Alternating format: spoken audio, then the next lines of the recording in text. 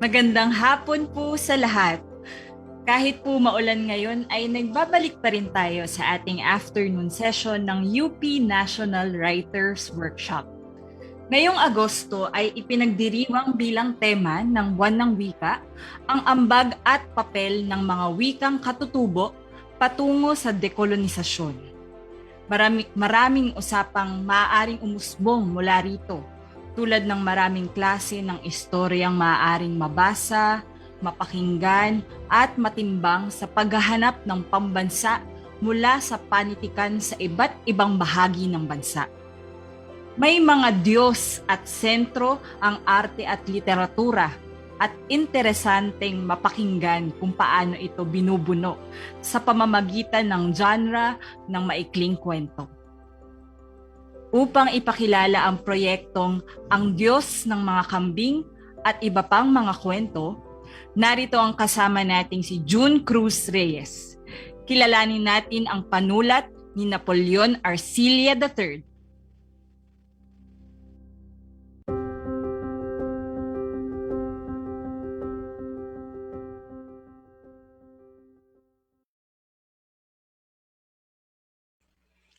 Magandang hapon sa ating lahat. Una, gusto kong sabihin na natutuwa sa akin at sa akin na natoka itong trabaho na to. Sapagkat matagal ko na rin namang sinusundan yung mga akda ni NAP. Siguro para maintindihan ng ganap o para mas ma-appreciate natin si NAP Arcilla III na NAP para maikli kung saan natin ilulugar yung kanyang akda. Kung hiharapin ko yung metaphor ni Mary Ann Kangina, mapa. Yung akda ni Nap ay kakaiba. Hindi ito ordinaryong makikita mo sa tinatawag nating sentro ng panulat o yung panulat ng NCR. Mahalagang tignan natin kung anong panulat sa nasa labas. At natutuwa ako na yung sinap ay isa sa mga tumutugon sa hinahanap ko kung paano natin bubuuin ang pambansang panitikan bukod sa panitikan na nakasulat sa Ingles at sa Pilipino. Siyempre, Pilipino ito. Ang ibig kong sabihin, yung panulat na galing sa region. Dati kasi yung mga ganitong klaseng panulat, ang kategorya lang protest lit. Pero nung pagdating ng late 60s, early 70s, magiging socially conscious na ang tawag sa mga panulat na kakaiba. Ito na yung panahon ng lahat nire-rethink, nire-rewrite, nire-revise. So, under review. At yung pagre-review na yun ay hindi matatapos na kung ano-ano ng diskurso yung susunod at maging sa panitikan ay ganoon din. Yung protesta sa literature ay protesta sa sistema, protesta sa laman ng isusulat at protesta rin sa estilo. Yung bandang huli, yung mga ganitong problema, yung napansin ni Butch, may tendency mauwi sa slogan ni Ring na yung ending ay predictable, na yung mga karakter kung hindi sasama sa rally ay mamumundok. Na naging reaction naman ito doon sa sinaunang takbo ng kwento na yung pang maalaala mo kaya na yung lahat halimbawa, yung adik nung araw, pastor na ngayon, o pokpok nung araw, teacher na ngayon, yung mga ganon. At yung patuloy na pag-i-evolve nung panitikan, magiging urban lit. Kasi matagal-tagal din panahon na yung panitikan napaka-middle class nung sensibility. At mula dun sa urban lit na yon, yung tinatawag nating urban poor writing, na yung problema ng Pilipinas ang laki-laki, na yung terrain ng yung mga tao hindi naman ganun kalaki yung middle class, pero pag tinigan mo yung panitikan, wala yung kanayunan, wala din naman yung maliliit na tao. At yung urban literature ay manganganak pa. Mag-uumpisa na dito yung mga panitikan transgresibo. Sila yung Eliserio o sila Manansala ang mga halimbawa nito. Malayong malayo sa pinanggalingang Agos sa Disyerto. At dito, asaan ang akda ni Nap?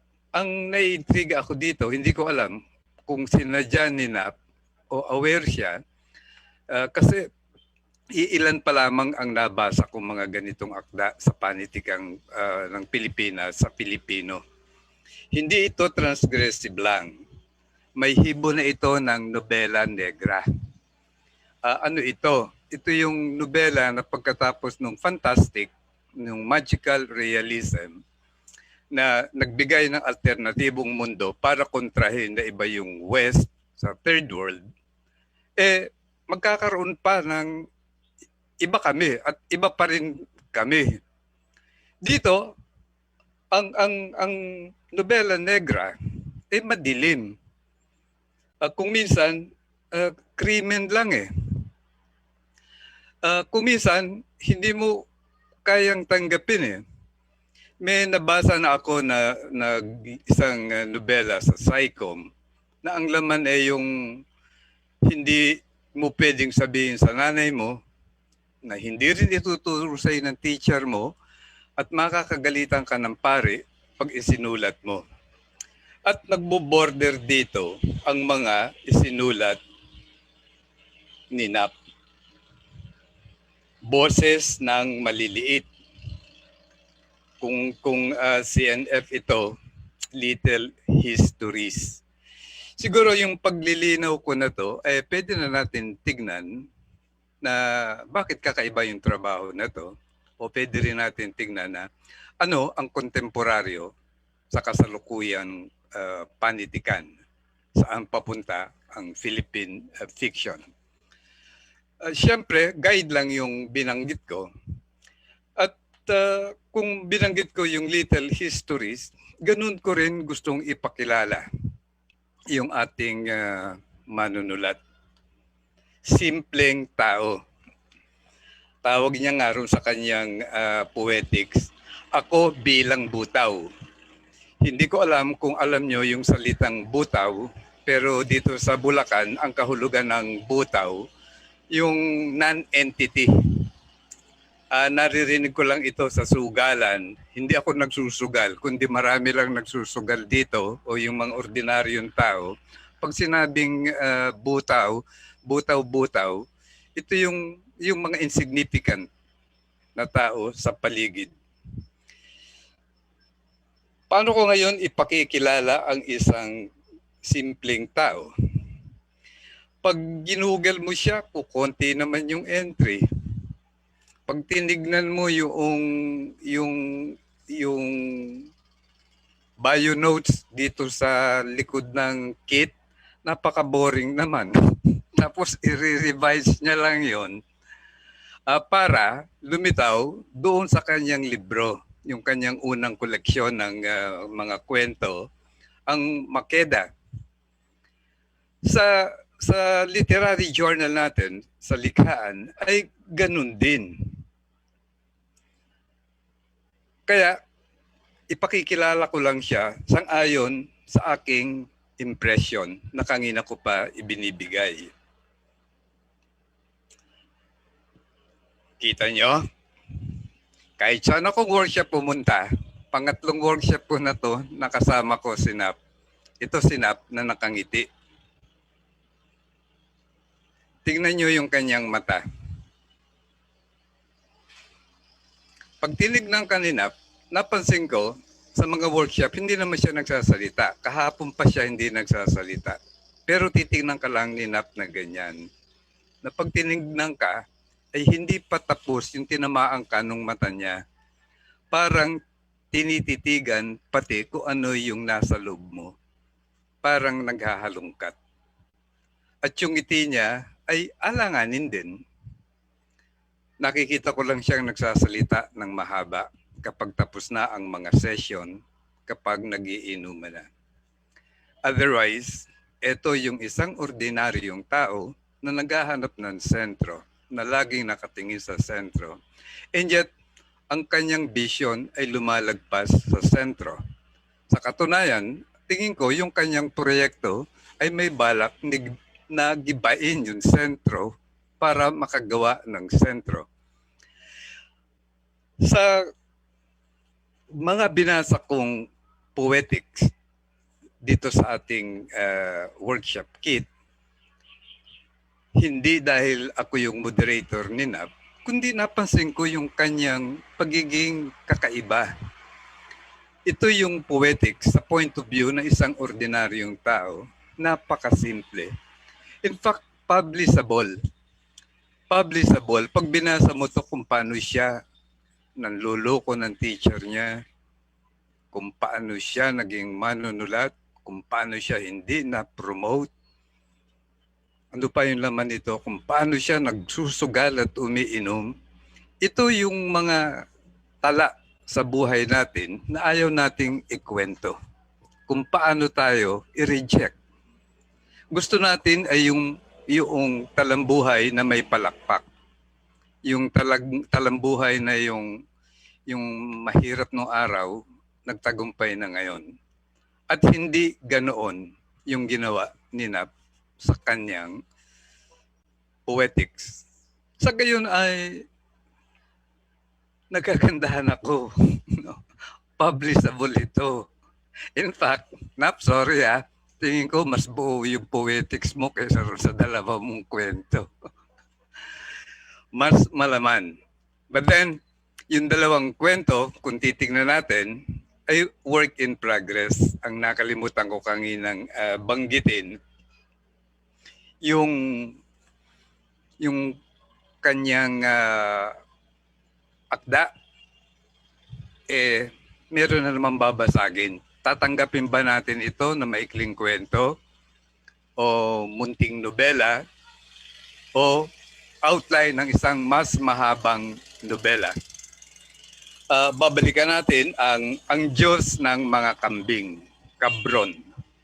Yung kambing, kung Biblia yung pag-uusapan, hindi ito yung lamb. Ito yung, hindi rin naman din ito yung baboy. Yung kambing insignificant pa rin titignan natin kung ano yung take niya this time. So ano yung religion na ekleo yung naiisip ko rito ang ilang pages lang ito, nag-umpisa nung bata pa siya, bagong dating yung kulto, tumanda na, minana na yung kulto nung anak, na ang daming chapters, and yet, sabi niya, kwento lang ito, maikling kwento.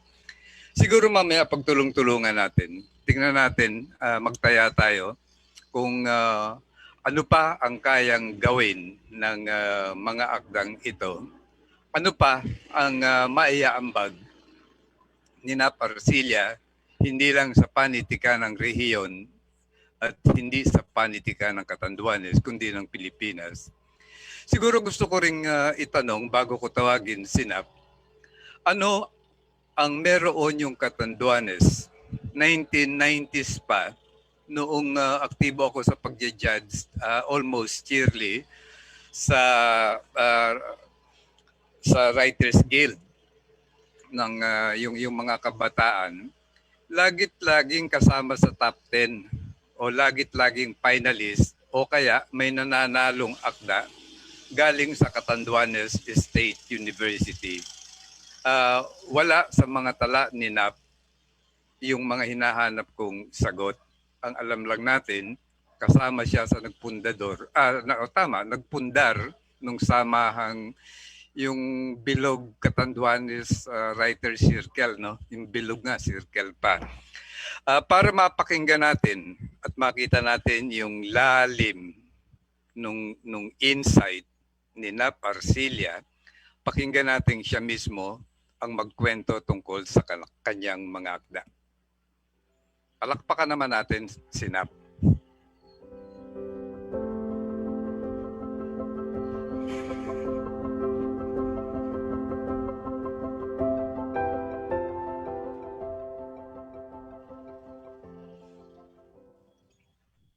Maraming salamat po, Amang Jun, sa napakagandang intro. Magandang hapon po sa lahat.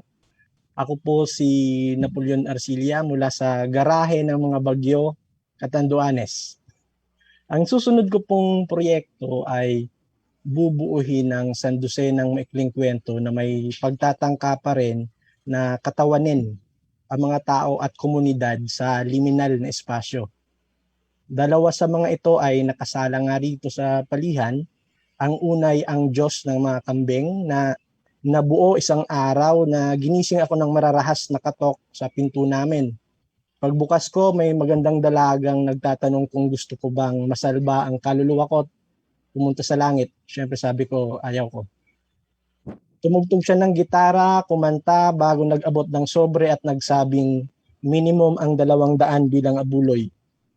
Ang araw na iyon at ang pagtataka ko kung bakit mahinahon ng paraan ng pagkatay sa kambing ang mitya ng kwentong ito.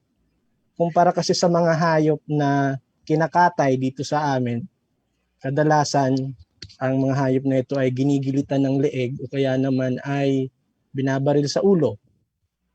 Sa mga kambing, sa paraan dito, bagamat may iilan na gumagamit ng marahas na paraan at binoblow torch pagkatapos, pero karamihan pa rin dito ay pinapainom ng isang bote ng suka. Parang iwas guilt tripping sa bahagi ng kumakatay. Ang ikalawang kwento naman ay sadyang kagaguhan lamang dahil nais ko sa pagipagitan ng mga seryosong kwento ay mga kwentong walang gaanong kwenta.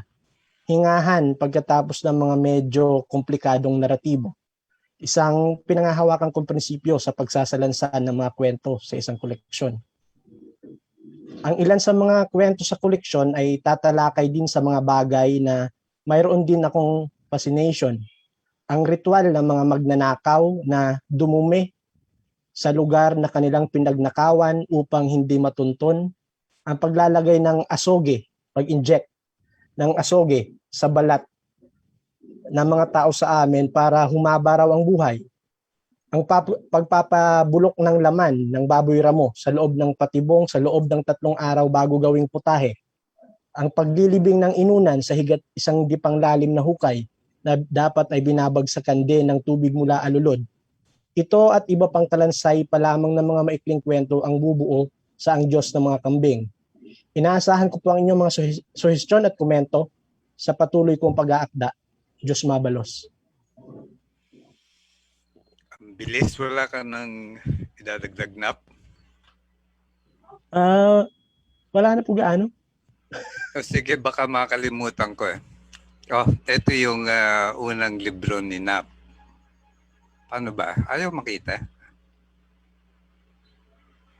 Nakikita po, nakikita.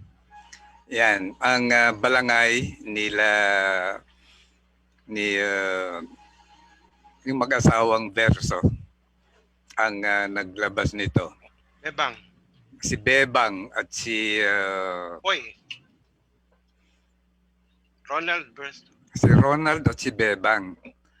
Alam nyo, pag bumili kayo nito ngayon, may patangay itong kambing at saka mansanas sa duration lang ng workshop.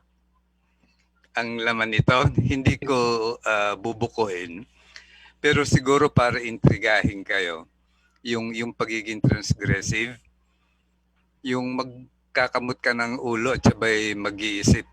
Halimbawa, yung kahit galit tayo sa mga umuokupa ng South China Sea, dito may ibang anggulo pa, yung Chinese capitalism sa probinsya.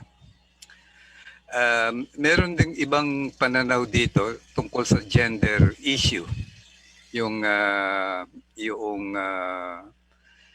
transgressive, yung i-stretch yung hanggang kailan yung kayang abutin ng tolerance natin at kahit sa kababaihan.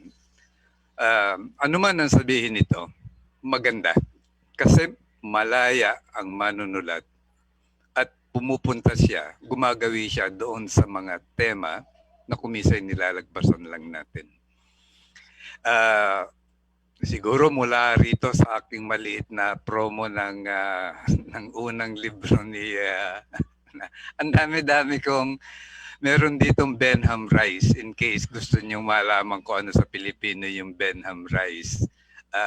Yung panitikan sa tubig na hindi gaanong pinapansin sa Pilipinas, ibig sabihin ano yung mangingisda bilang mga mamamayan ng Pilipinas, nandito rin.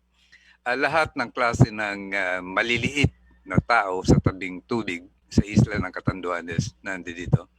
Buksan na natin ang talakayan sa ating mga fellow at sa ating mga panelists.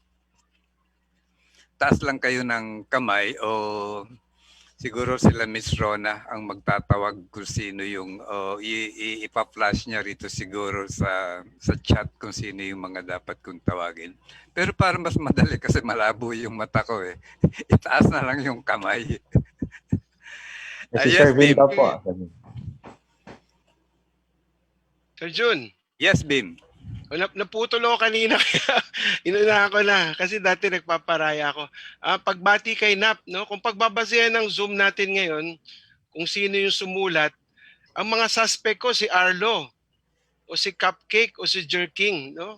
Wala sa itsura ni Nap na makakasulat ng ganito. Dahil ba nerd siya?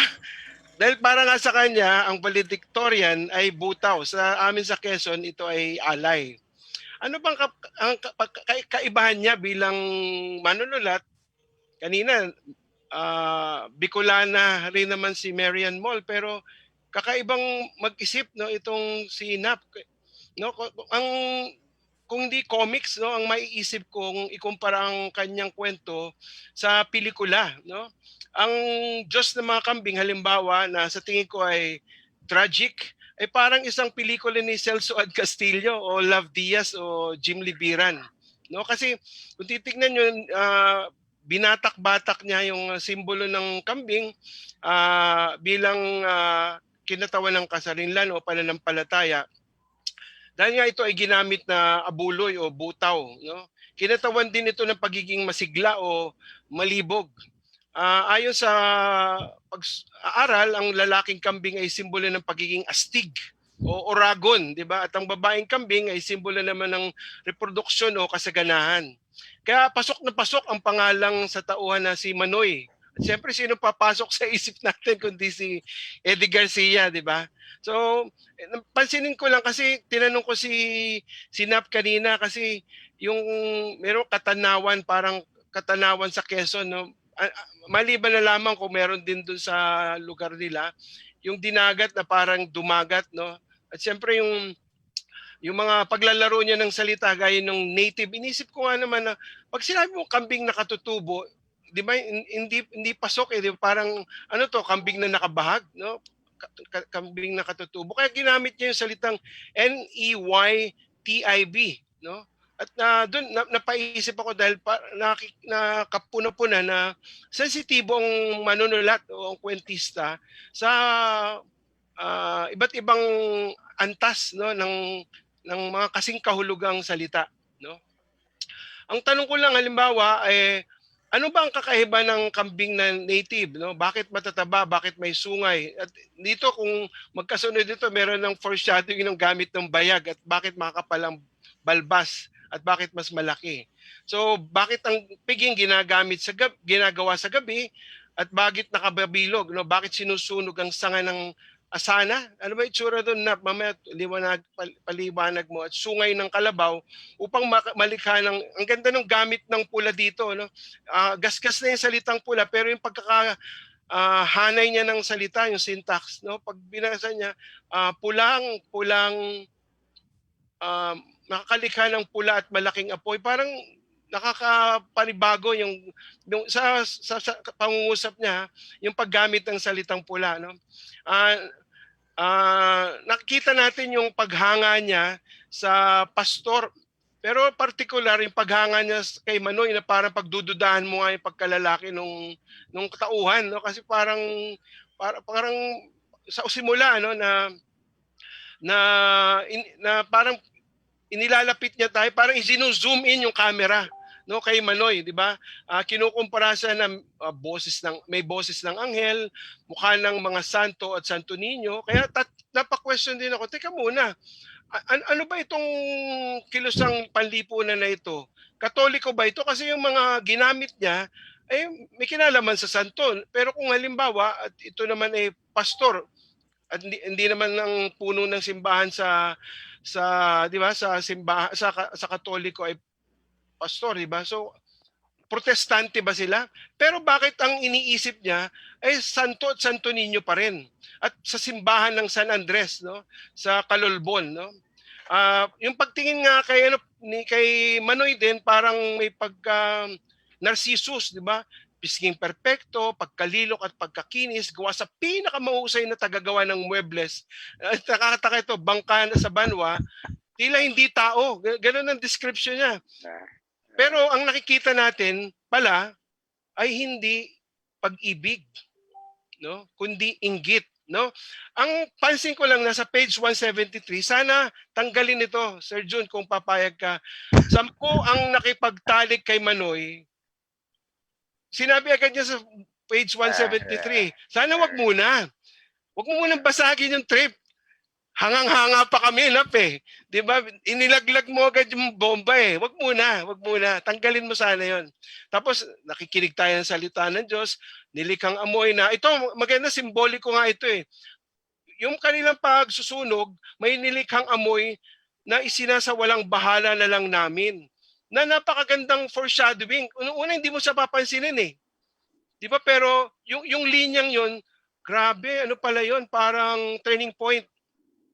Pero yun, swabe yun, hindi kagaya nung kanina na sinabi ko, 10 nakipagtali kay Manoy. Wag yun, wag ganun. No? Sana swabe lang. No? At nakuha mo ito, pera lang doon sa 10 na sinasabi mo kanina. Yun, uli, napakinis ng kanyang pinakamatilim na kutsilyo at mahiya itong sugatan. Ang gaganda ng mga ginamit niyang salita para kay Manoy.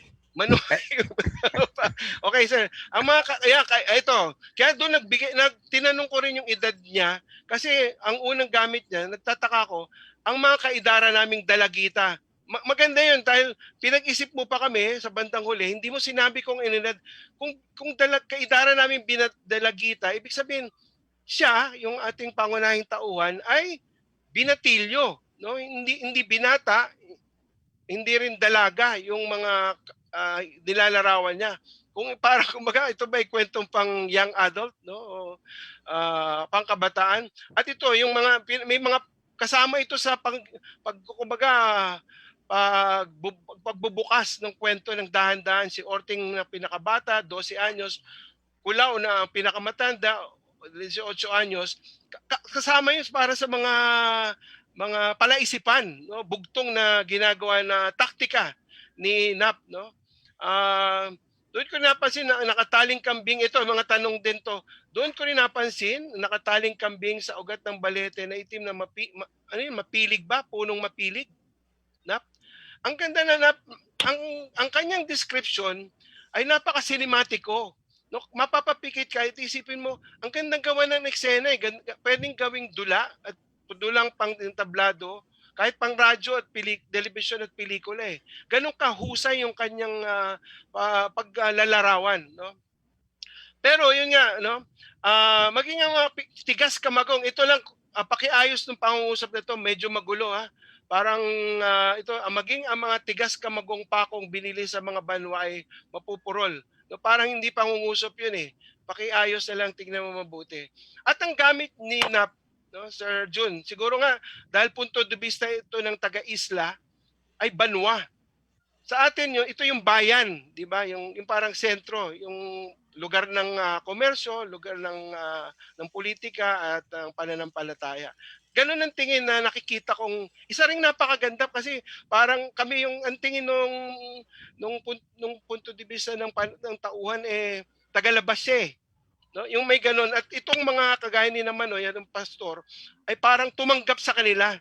No, na nakikita ko rin yung pag-aaral natin sa Kristyanismong bayan. No, na 'di ba, ang silbi ng kampana, kung nakita niyo yung sa lubok halimbawa, para tawagin tayo sumimba. Pero merong kaya yung sa lubok nilagay nila sa tabi ng ilog. Ay, kung napuntahan na natin yung lubok, para mas malayo yung maabot nung kalembang ng Kalembang. kampana, no? At ito nga para doon sa mga kagaya nung tauhan natin dito sa unang kwento, para maabot sila, tanggapin nila ang biyaya ng Panginoon. Kaya ito yung yung tali ito napakaganda nung kanilang ritual, no? Bagamat kala ko nung una hindi ka nga makapaniwala. Ano ba to? Teka muna. Hanggang naisip mo tuloy yung tula ni Father Paring Bert Alejo na sanayan lang ang pagpatay. Di ba napakasimple lang, di ba? Parang yayakapin mo yung kambing. Teka muna, ano ba itong binabasa ko? Totoo ba ito? Parang dadating ka sa punto. Kaya bang gawin ni Nap ito? Di ba? Kasi alam ko na kasi yung author. Tapos binasa ko agad yung kanyang biography.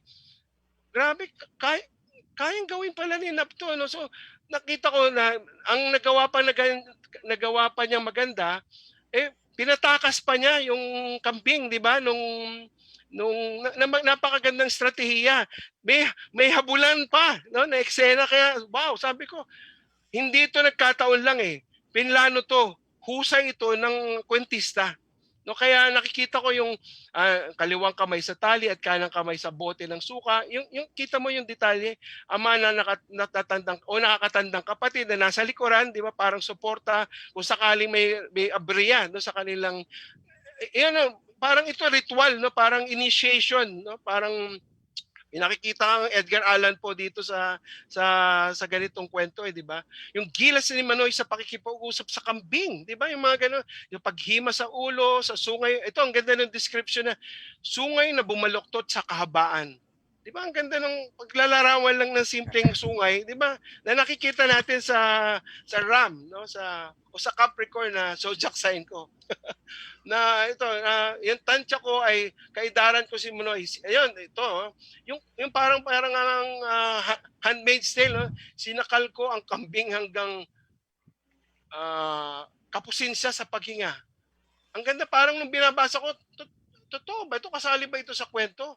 Totoo pala, naghabol ang kambing, naghahabol ang kambing sa tuloy nakawalay sa kutulungan alinsunod sa tinuro ni Manoy, no? At ang maganda, meron ditong yung juxtaposition, di ba? Dumaan sila sa koral. At nandun yung mga patabaing baboy. Bakit hindi baboy? Bakit hindi kambing? Di ba? Yung kasama to sa juxtaposition Di ba? Nagkalat lang yung mga baboy at patabain. Bakit? Para sa fiesta ba yon? At yung kambing ay sa ibang pagkakataon? Bim, gusto kong magpasalamat sa iyo. Ngayon lang kita narinig na mag-panel na puro maganda yung sinasabi. Ay, so hindi naman malapit ako, sir. Tatapusin ko. Kasi maraming gustong mag-participate. Sir, yung Bim. Last na to, sir, dun sa unang kwento ito, yun nga, may pagbibiti, isang salod din ang dumating sa isla. Yun ang binitin pa natin. Ito naman, ang mga araw ng Mansanas, kung isa ay tragic, ito ay comic na parang Ismael Bernal o Candela Cruz, no? Ang mansanas ay simbolo galing sa Biblia. Ayon sa mito, plantito ang Diyos, no? Siya ang nagtanim ng 2 puno sa Hardin ng Eden. Una ay puno ng buhay na nasa sentro ng hardin at ito ay simbolo ng immortalidad. Ang ikalawa naman ay puno ng kaalaman at ito yung simbolo ng Macintosh o Mac. Di ba? Nakikita natin yung mansanas na may kagat. Kaya nakakatuwa ito. Nakita ko yung yung kagandahan ng paghahanay din na napaka-witty ni Napoleon, Arcilla III, no?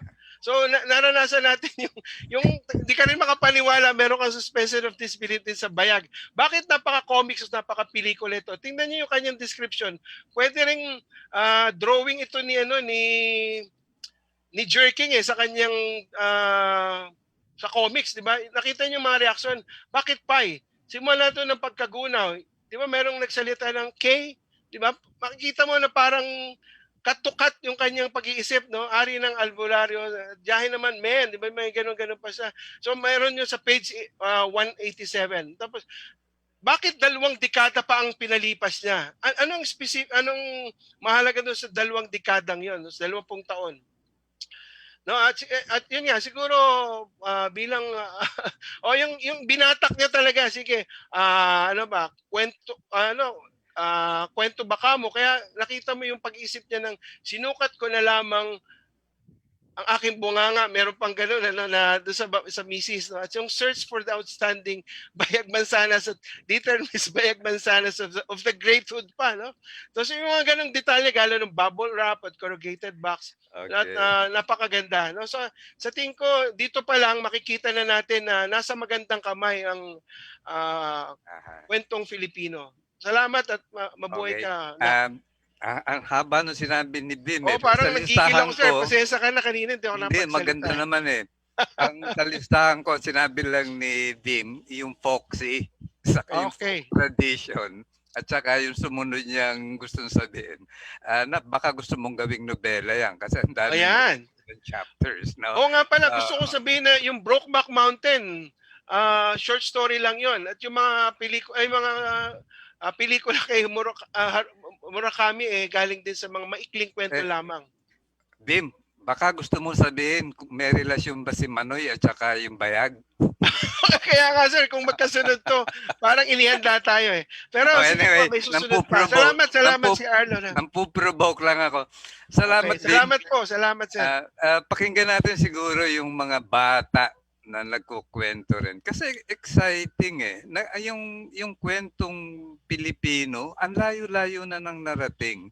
Hindi mo na nga kailangan banggitin yung Feast of the Goat o yung mga novelistic novel ng yung blindness, yung mga ganon, na yung binabali-baliktad lang ni Nap, yung mga otherwise, akala mo mahirap na konsepto, pero pagka yung binabaliktad niyang ganon, parang so relaxed. Any comment coming sa ating mga fellow writers, mga bata? Natatakpang ka. Arlo, ikaw ba yan? Arlo, yes. Yan, kayo ni Arlo ang magkakombinasyon pala sa estilo sa pagsusulat. In a way, Arlo, yung may pagka-Latin Americanist, no? Yes, Arlo. And una, pagbati kay Nap, kapwa fan ni Rio Murakami. So, pag-usapan natin yan nung linggo. Anyway, doon ako sa binring up kanina ni Sir Jun kung pwede itong maging nobela. Tingin ko yung Diyos ng mga kambing, pwede talaga siyang maging nobela dahil dun sa mga time skip, no. May ilang beses na nag-time skip. Tapos tingin ko yun yung interesting naman ni obra ni Nap kasi tingin ko nandun yung mga interesting na parts na hindi pa natin alam. Halimbawa, ano nangyari sa kanya nung nasa kampo siya ng militar? Ano yung mga bagay na nangyari doon? Tapos isa pang hindi siguro kasi ang ganda talagang may hila yung attention mo doon sa description sa kambing, yung ritual, tapos yung insecurity sa pagitan ni Manoy at nung pangunahing tauhan. Pero interesting rin yung angulo na nagbago yung kanyang lugar, may nagkaroon ng mga rebelde, di ba? May mga mag-organize. Yun yung mga parang andun yung seeds para maging nobela. So para sa akin, ang interesting dito sa kwentong to, yung mga bagay na parang sasabihin mo na parang pwedeng maging downfall ng isang kwento. Dito sa akda ni kunwari maraming time skip. Dito sa kanya parang parang pahiwatig siya doon sa mambabasa na may mas malaking mundo na nililikha itong kwentong ito. So yun yung interesante sa akin dito sa unang kwento. Kaya kahit na halimbawa parang mukha siyang maraming pagsiskip, tapos parang wala yung hinahanap natin na yung huling pagtatapat ni Manoy at nung pangunay. Wala Parang nangyari kay Manoy, sinagad niya yung cult of personality niya, lumipat lang yung kulto sa tapos parang he met his inevitable end. No? Parang pinagkait sa atin yun ni Nap at alam ko na sinadya niya yun. At yun yung interesting doon. Doon ako sa pangalawang kwento, mas may tanong, no? At yun nga, tuwang-tuwa pa naman ako doon. Tawa ako ng tawa nung binabasa ko siya. Sabi, gago talaga ito parang gano'n. Pero meron lang isang bagay, isang detalye, tingin ko na kailangan mo lang ayusin. Yung worlding, kasi nabanggit mo na merong pampakintab ng mansanas galing sa US. So, ibig sabihin, global epidemic pala tong yung pagkakaroon ng mga mansanas na bayag. Hindi yata yun na-establish dun sa sa kwento. So, maliit na detalye lang siya kasi alam ko naman kaya mo, naisip mo nga na magkakaroon ng parang reality show para sa mga bayag na mansanas eh. So, kumbaga, ano pa ba yung counting ano no? Kumbaga, ano pa pagpapalitaw ng mga detalye kung ano ba, halimbawa sa US ba yung bayag na ano doon, na mansanas doon, Granny Smith ba? So color green ba yung mga ano? Hindi na ba sila makagawa ng apple pie kasi lahat ng mga mansanas napunta na sa bayag ng, 'di ba? Parang syempre ano na 'yun no, mga ano no, mga tangential at incidental. Pero 'yun yung magpapayaman palalo sa otherwise interesting na kwento para sa akin eh. Kasi kung Sunday nabanggit mo sa akin, fan ka ni ano, Virgilio Piñera no. 'Di ba? Meron siyang kwento yung damit no. Maiksi lang yung kwentong 'yun pero kaya mo tatanggapin yung ano yung inahain niyang premise kasi alam naman natin na sinulat niya yun sa context na may embargo sa Cuba eh, 'di ba? 'Di ba? May shortage ganun. Kaya maniniwala ka na kakainin na nung ano no, kakainin na ng tao yung sarili niya kasi wala silang makain eh, 'di ba? So, ito yun yung ano no. Yun lang, parang pag-establish lang ng ano, relasyon ng community sa labas ng iba pang mga lugar. Salamat, pagbati mo. Salamat, Arlo. Arlo, napansin mo ba yung sa unang kwento? Pwede mong may 7-8 chapters dun eh. Yung Passage of Time kasi mula yung bata siya hanggang yung innocence niya ay naging nawala na at naging mean na siya. Yung mga ganon. So, parang bitin. Tama ba, Carlo? Yun ang nilista ko sa'yo na nabibitin ka dito sa binasa. Parang gusto ko pa siyang basahin, tingnan ko bilang isang nobela. Parang feeling ko ganun talaga. Yeah. At considering na ito'y draft lamang. Salamat, Arlo. Sino pa nga yung nakita kong nagtataas ng kamay? Neil. Si Neil at saka yung meat making. Magandang hapon. Sige, Neil. I'm so glad na umabot ako ngayon para sa discussion ni Nap. Marami kasing gawain dito sa bahay. No? May pinapaayos kaming mga apartments sa Maynila at ako yung bumibili ng mga parts. But anyway, tuwan-tuwa ako sa mga kwento ni Nap at yung mga gusto kong sabihin, nasabi na ni Vim, no? Gusto ko lang idagdag na or susugan yung napansin na yung unang kwento ay may pagka-novelistic ang possibilities. Pagkat napaka-rich ng material niya at ang daming mga scenes na hindi talaga na-render, ni-report lang, hindi na-dramatize. At siguro kung merong akong hinanap pa doon sa unang kwento, napakaganda na nung kanyang kwento, no? Yung ano lang, yung setting lang, yung worlding lang. Kasi kung novel na ang magiging final form nito, dapat mas nagde-dwell yung narration sa environment. Napaka-rich ng environment, no, na island setting at kulto pa. May kulto may implication ng isang kulto. There's something tropical gothic about that story, no? And that's probably the genre I will situate it in. Na gothic siya kasi may darkness, may suspense, may coming of age, may konting romance na hindi naman din-develop ni Nap.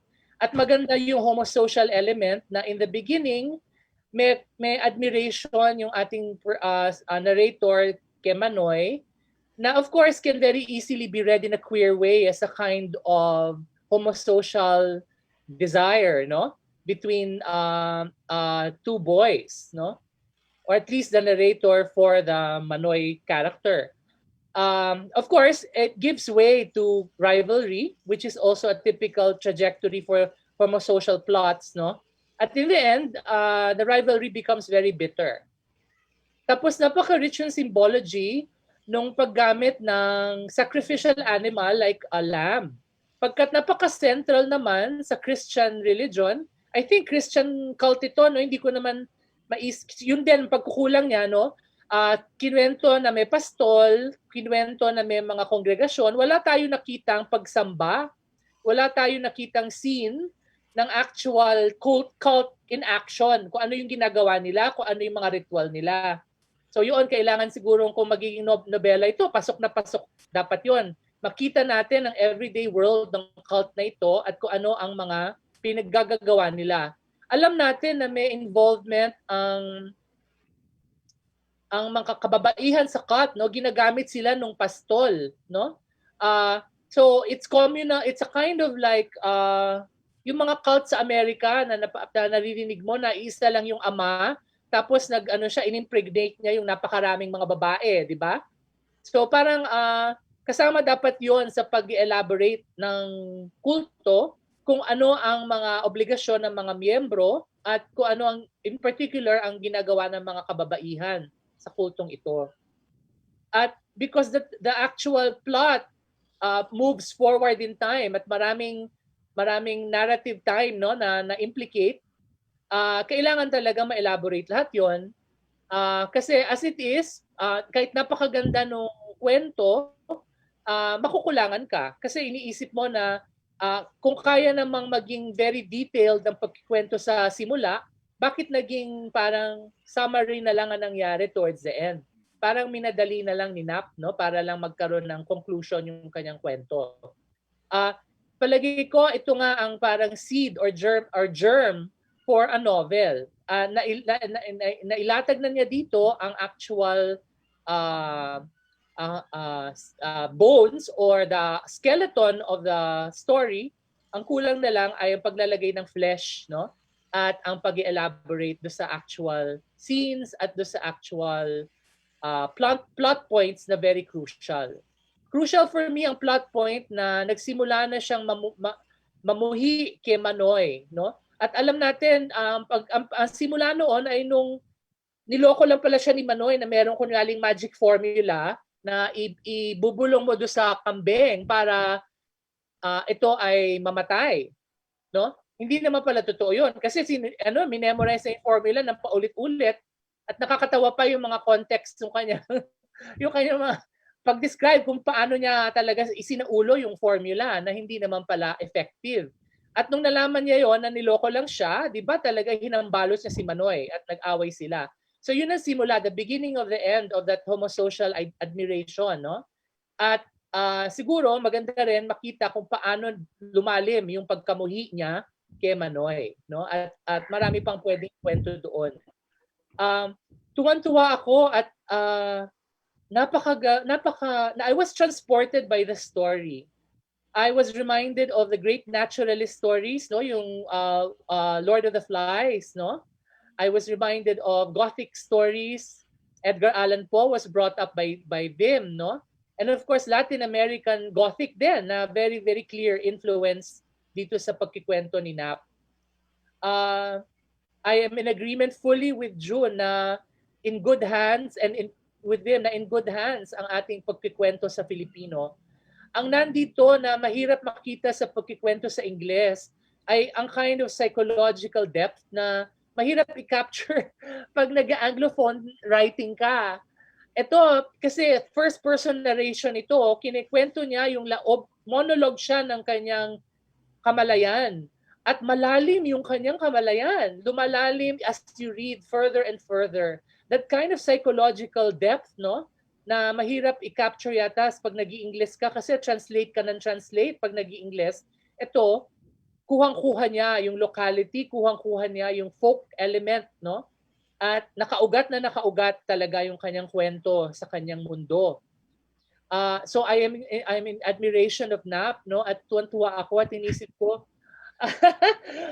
naku, ito ay parang, di ba, pag nagwe-workshop tayo, tapos may na-encounter tayong talagang talent, ano? Talagang we are so gratified and we feel so grateful to be able to meet new writers. And I am I am telling you, Nap, I am very, very grateful for the opportunity to meet you and to read you. Yeah? Ang dami mong pinrovoke sa homosocial desire. Sa chat punong-puno na. Tapusin na lang natin kasi yung ikalawang kwento niya is obviously a modern or contemporary fairy tale na very lang siya, very it's fun, right? But there's politics, there's sexual politics in it. Pero ang ganda ang sasabihin ko lang kasi contemporary fairy tale siya na may political agenda, nagustuhan ko yung kanyang resolution na bumalik din ang normal genitalia ng lalaki matapos nilang maalala nung mag-asawa na mahal nila ang isa't isa. So in the end, love is what heals, di ba? Iba yung ulan. This sexual war, di ba, is actually can be remedied by love, no? And acceptance. At kailangan yung love na yon ma-prove across time. Hindi na siya actually romance. Hindi na siya the husband and wife in the end are no longer in love. They love each other. Diba? Kasi in love is in the beginning. When you are desiring, you are romantic, no? In love yun. Pero in the end, love na eh. Kasi natanggap na nila ang isa't isa at parang despite the fact na hindi sila nakapagtalik ng napakatagal or naging abnormal yung kanilang pagsasama, ay tanggap pa rin nila ang isa't isa. So, may interesting, wonderful twist din yung kwento na yon ni Nap. Pero ang unang kwento niya for me ang talagang may real accomplishment at may sweep at may depth at doon niya pinakita kung ano ang kaya niyang gawin bilang manunulat, bilang kwentista. At maraming salamat, Nap, at it's been an honor to meet you. I look forward to reading more of your work, no? At natutuwa ako. Pareho sila ni Mary Ann, no? Gothic yung sensibility. Si Mary Ann, mga multo, di ba? Pero tapos lumang bahay, tapos itong parang a patrician, old aristocratic family, no? Na may mga daughters, na may mga sari-sariling quirks, no? Si Nap is actually the proletarian kind of folk kind of Gothic, no? Na nakaugat din sa Bicol pero ibang klaseng Bicol, no? Ibang mundo within this region. At siguro sabihin na rin natin, June, na napaka-rich at napaka-dynamico ngayon ng pagsusulat ng mga Bicolano writers natin. At tuwan-tuwa ako at may tradisyon na sila. Palagay ko, no? Pwede na nilang i-theorize at gumawa ng mga pagsusuri sa kanilang tradisyon. At kasama na doon, of course, yung mga Anglophone works, no? Sila Carlos Oreus, yung mga yan, no? Na Gothic din, actually, di ba? So pare-pareho, Gothic, no? Bicolano Gothic ang ginagawa nila lahat. Maraming salamat, Nap, at thank you, June. Salamat, Neil. Palagay ko yung mga... At may magsasalta. Kaya lang sabihin ko muna, tingin ko napuprovoke na din yung mga babae sa dalawang unang nag-comment. Pero si Bowman ba yung narinig ko nagsasalita? After Bowman siguro pakinggan natin yung yung reaction ng mga babae. Yun si Roland yung nasa pila. Si Roland. Si Roland ba? Roland, sorry ang labo-labo ng mata ko. Pagka yung gumaganon ako, inaanino ko kung ano yung nakasulat sa chat. Okay lang, John. Kaya gusto ko magtaas ng kamay para madaling makita. Yes, Roland. Unahin na kumbinsin mo akong bumili ng libro. Umuha na ako na bebang. Libre agad. Salamat kay Joey. Nagbigay ng kopya na nagkita kami nung lockdown. First time nagkita, so may gifts. Katulad ng mga nauna na gusto ko yung parehong dalawang kwento. At palagay ko ang contribution din ni Nap ay in-expand niya rin ang Filipino. Ibig sabihin ngayon pinapasok niya isang Catanduanes Filipino. So wala siyang pakialam kung naintindihan natin yung banwa, bana, tapos nagbisita, imbis na bumisita, okay lang yon. At dapat siguro kapag na-publish ito, hindi mo i-allow, i-copy-edit yun. Kung gano'n naman talaga ang gamit nyo sa na klase ng conjugation para sa mga verbs, no? Sa akin mas epektibo yung una kasi nga may breadth and depth na klase. At gaya na nga na nabanggit nila ay very complex itong kwento na to.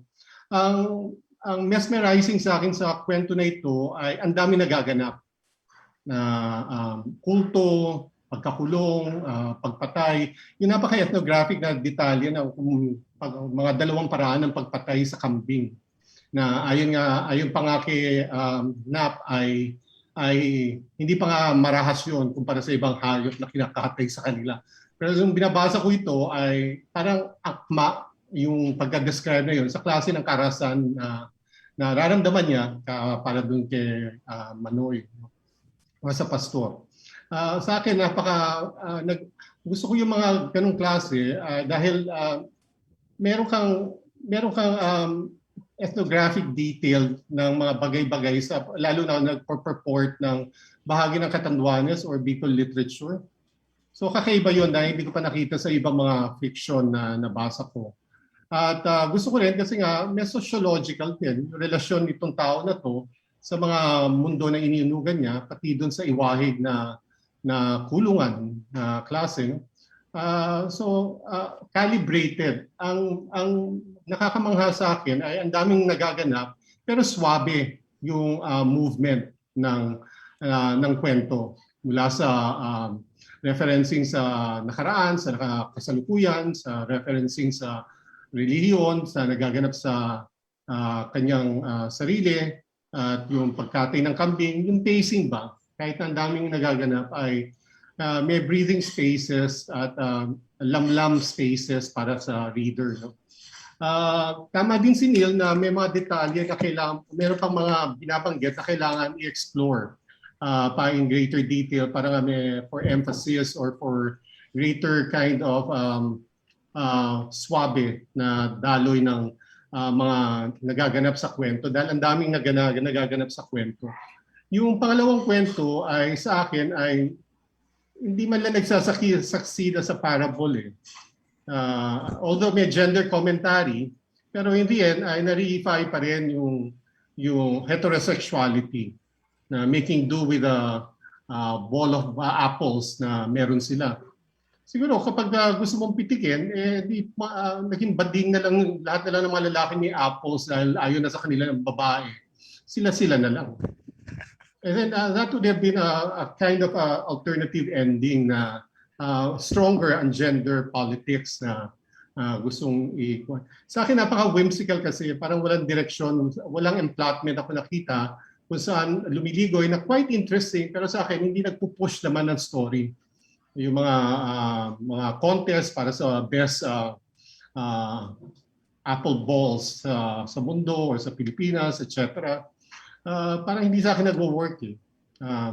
A bit, lalo na sa mga Filipino, although macho nga ay very demure din naman na ibuyangyang ang kanilang ari in public. No? Maring in the privacy, it's more of a symbolic kind of phallus patriarchy rather than literal physicality nitong penis na ito at ng balls na ito. So sa akin, baka pwede pang pag-isipan yung kwento para mas may gusto ko yung idea ng parable. Pero yung parable talaga, larger meanings of life, of Christian life and morality. Kaya medyo may depth. Napakasimple yung kwento pero may signification na malalim ang mustard seed, ang pag-aalaga, yung mga sons na naglayas at pinatawad, etc. So, may ganong klase. Dito, parang wala akong ganong gratification, di katulad sa una. In reading of the story, parang medyo cap out dahil wonderful ang mga details pero wala kang design para sa akin na nag-lead sa mas impactful na klase ng ending katulad dun sa una. So yun lang, pero pagbati pa rin at babasahin ko na ngayon ang iba mo pang kwento dito sa libro. Salamat. O Nap, baka reminder mag-note-taking ka. Madami ka ng blurb pag naging libro yan. Ang dami-dami magagandang sinasabi. Salamat, Roland. Meron pa bang... sana may magsalita rin sa mga babae. Kumusta kayo? Sir, si Vix may comment. Si? Vix. Dix, pakitaas kamay nga. Hindi, sir. O sige lang, Di. Si Nag-comment Luna lang po kasi ako. nataas pala. Nag-comment lang po ako sa chat. Sabi ko lang baka mas mainam na kamatis kesa sa mansanas. Yun lang po. Hindi, mabulo pagka Tagalog. Yun yung katapat Pwede ng rin mansanas. Oo. Kaya makopa. Baka naman yung hinahanap ni Roland na parable, baka parody kaya ito. Kaya nakaganon. No? Niluloko niya yung sex nung mag-asawa. So, ginawa niya lang colorful, mapula-pula. Ayos, Luna. Sir John, si ay, Ay, Sino ba baka si- nagtataas ng kamay? Luna, hindi ba ikaw? Uy, pasensya kayo ha. Yung mata ko, dekorasyon lang to. Pagka nahihirapan akong tumingin. Parang nauna yata si Molly. Sige lang, kahit sino. Very yan. Marian? Good Amen. afternoon po. Good afternoon po, Sir June, at good afternoon po sa lahat.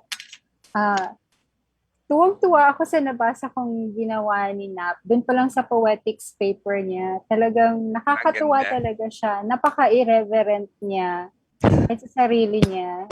Napaka-irreverent niya. Yan yung attitude niya na nadala niya doon sa dalawang kwento. Tapos, sobrang natawa ako talaga doon sa Manzana's story. Na hindi ko na nga hinanap doon sa kay Gelay at yung, I forgot yung name ng si Panggor at si Gelay. Hindi ko na nga hinanap sa kanilang dalawa. Yung usually, yung sinabi ko kaninang hinahanap ko sa dynamics ng mag-asawa when I'm reading about a story na may mag-asawa, may hinanap akong dark and murky. Hindi ko na hinanap yon kasi sa umpisa pa lang, agaw eksena talaga yung Bayag Mansanas. So, clear na yun yung magiging focal point. So, magiging incidental na lang yung relationship ng mag-asawa siguro. So, I was going through the story, hindi ko sure kasi absurd siya. Tapos may escalation ng absurdity kasi naging parang pa-contest pa kung sino yung may pinakamapula at pinakamakintab na Bayag Mansanas. Feeling ko lang, this can be sort of like poking fun at the cultural, parang, di ba meron tayong sinasabi na it's a measure of manhood pag sinabi na, ay wala naman tong bayag, parang hindi siya nagiging lalaki, hindi siya nagpapakalalaki, he doesn't man up pag sinabing walang bayag. So dito naman, naging at the forefront na yung mga bayag at talagang visible na kasi nga tinitingnan kung mapula at makintab. So parang ginawa niyang parang yung cultural reverence for the masculine symbol of the bayag, parang ginawa ni Nap na sobrang absurd to the point of being grotesque. So yun ang nagustuhan ko talaga kasi kung titingnan nga naman natin, biologically speaking, scientifically speaking, napaka-fragile naman ng bayag. Sipain mo lang yan, ilang minutos na hindi talaga makakagalaw yung lalaki. That's really their weakest point. Suntukin mo yung mukha nila, they can still function. Sipain mo yung bayag, hindi na. It can really debilitate them for a long time, for quite some time. So, yun yung angulo nakita ko doon na tawang-tawa talaga ako. Sabi nga ni Arlo, baliw talaga itong si Nap. So, I agree, pero kailangan talagang may mga ganun din tayo. There are some things that have to be said na sa mga ganitong paraan lang na naka-call out yung ganung kultura. Tapos doon naman sa unang story na Diyos ng mga, yung the first story, Diyos ng mga kambing, nakita ko yung potential niya to be longer work. Kasi merong, parang, it's a story na, parang it's siguro coming of age kasi nga binatilyo siya like as was pointed out na-establish yung age niya before. So it's a coming of age kasi as we go through the story, tumanda na rin siya eh. Pero as a coming of age story, meron kasing mga work na maiksi lang talaga siya pero yung magnitude niya parang pang bigger work siya. Pero it's effective as a short work kasi na parang na-concentrate into shorter work yung power niya. So, malaki yung symbolism ng mga kambing, yung process ng pagpatay sa kambing, yung character ni Manoy, yung kulto, yung mga babaeng kinukuha ng kulto at at ginagawang tagapagsilbi doon sa leader ng kulto, may mga symbolisms na ganoon. Tapos yung pag-progress ng time na na-compress siya into one short story, I think part pa rin yun ng ano ba yun, yung parang kino-compress. It's still part of the compression of something big into something small para nagiging siyang parang mas malaki yung reverberation niya. Kasi halimbawa, gawin niya itong novela, let's say for example, so mas stretch out yung mga detalye. There are some things na kailangan i-explain niya na. Imbis na here, parang ini-imply niya lang. So, nagiging metaphorical, nagiging symbolic, parang ganon. So, I see why may potential siya to become longer work. Pero sa akin, mas maganda siya, parang mas magiging effective siya, nagiging mas grave yung punto pag na-compress siya into a shorter work like this one. Para nga sa akin, medyo iklian pa ng konting-konti lang para may mga details na naka-stretch out, i-compress pa siya para maging, kumbaga, yung may naisip akong representation ng ganito kasi merong mga bagay na malalaki talaga pero magaan lang. Pero may mga bagay na maliit lang talaga siya physically, pero kung hawakan mo siya, ang bigat-bigat niya. Parang ganitong, just like this story, ang Diyos ng mga kambing. So, congrats, Nap. Tuwang-tuwa talaga ako. Napatawa mo talaga ako sa mga gawa mo. And I'm proud na I'm a fellow Bicolano like you. Thank you, Marian. Marian. Yes po. Ano kung anak sa labas pala si Pangor ni Don Jacobo Arguelles? Ay! Pwede. Mag-intertextualize na yung mga gawa namin, sir. O, di meron ng book 2. Meron. Collab na namin ni Nap yun. Salamat, Marian. Salamat po. Okay. Sir June, heads up ko lang po na Sir June, heads up ko lang po kayo na kailangan po nating mag-wrap up po. So pwede pa po tayo mag-accommodate siguro ng isa pa pa. Thank you. Si Edward ang huli kong nakita, tsaka si Lune. Pwede pag-iiksian nyo lang para ma-accommodate lahat. Edward. Maiksi lang po. Natutuwa ako kasi nabasa ko yan talaga. Unang basa ko pa lang, natuwa na ako talaga eh. Tapos inulit ko ulit ng siguro 2-3 beses. Sabi ko, kakaiba talaga ito, pati yung paggamit niya ng wika at simbolismo. Tapos ang pinagtatakaan ko, sabi niya nga sa poetics niya, nagpapakilala siya ang huling, kumbaga hindi ko alam kung pwede kong sabihin dito, pero huling katas na inilabas ng tatay niya. May mga salita na ibang hindi niya ginagamit. Bigla ko after nun, tinanong siya, sabi ko, sino ba ito si Nap bukod sa pagiging katanduanes? Tapos tinanong ko siya, ano bang trabaho mo? Sinabi sa akin ni Nap. Sabi ko, just imagine Nap, yung ang laki ng contribution ng panitikang Pilipino itong ginawa mo. Pag ipare-require mo to sa DepEd. Parang, ang problema lang, ang malaking challenge sa mga estudyante, siyempre marami siya ma-encounter ng mga challenges niya. Ang mga estudyante, pwede bang sabihin dito na sinapay, pwede naman, sinap po ay isang principal sa elementarya. No? So, pero nagulat ako na isusulat niya ito ng mga ganito na actually, maraming salita na hindi tayo pinapayagan mula elementarya hanggang high school. Kahit na kuminsan, kahit na college na pinagbabawal, ginagamit mo yung symbolism, pero bahagi ng wika natin. Pero ito napakayamang contribution ni Nap. Kaya Nap, maglabas ka na ng memo para mabasa ito na maraming mag-aaral. Natatakot sa kanya yung DepEd. Kunin mo sa Sanay Guro. Kaya, saka ako nagkukwento kay Nap yun. Sige, kunin natin si Nap sa Sanay Guro. Salamat po. Okay, salamat. Luna, abot pa. Pwede pa? Pwede pa? Sige. May time pa? Kapraso lang. Oo.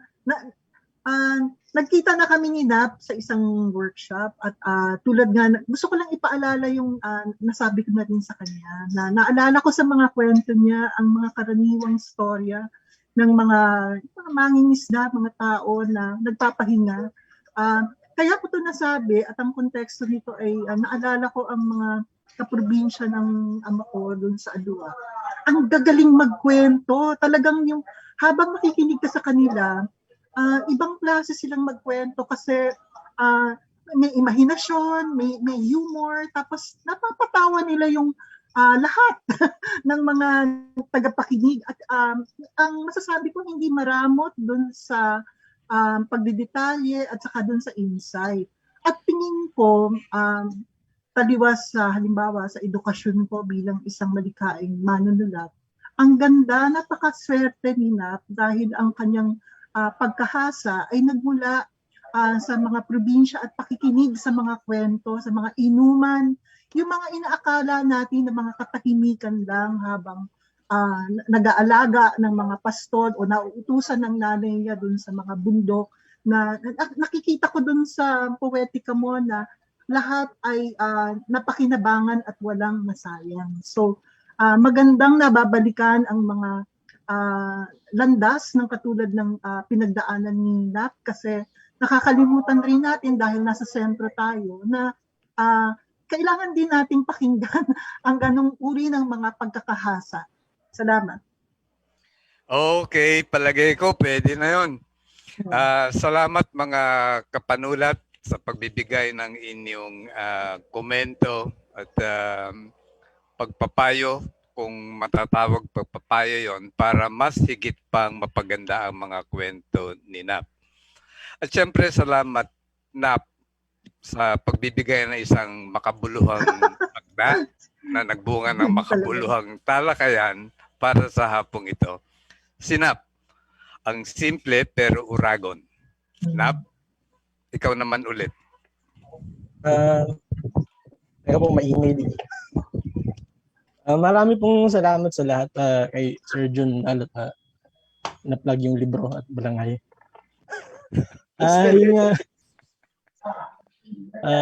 Marami pong salamat sa lahat na nagbigay ng komento at yung address ko lang yung kay Sir Rolad tungkol sa syntax ata. Napag-usapan na namin ni Sir Poy na mag-stick kami dun sa parang Barok Tagalog para mas mas probinsya. Hindi siya maglasang Maynila. Yun lang po. I-consider ko po lahat ng mga suggestion at lalot ang target naman ay 12 kwento. Pero dun po sa pagdating po sa pagnonobela, siguro marami na rin po ang nagsasabing mag-nobela pero medyo natatakot ako baka hindi ko masustain. Kaya siguro stick ko muna po itong short story o baka after some time magawang long form na. Salamat po sa lahat sa UPICW sa mga pagkakataong ganito. Marami pong salamat.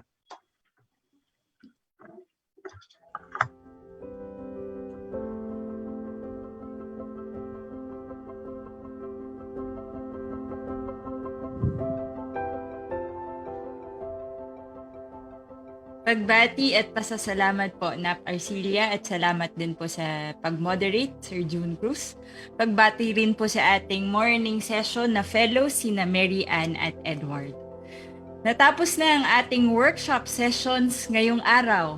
Puputulin po muna natin ang live stream pansamantala at magbabalik tayo mamayang 5:45 p.m. para panoorin ang isang lecture mula kay Annette Hug. Narito ang ating schedule para mamaya at bukas. Ipapakita naman po ang ating social media pages. Paki-follow na lang po ang ating social media pages. At kita-kits po ulit tayo mamayang 5:45 p.m. Magandang hapon po sa lahat.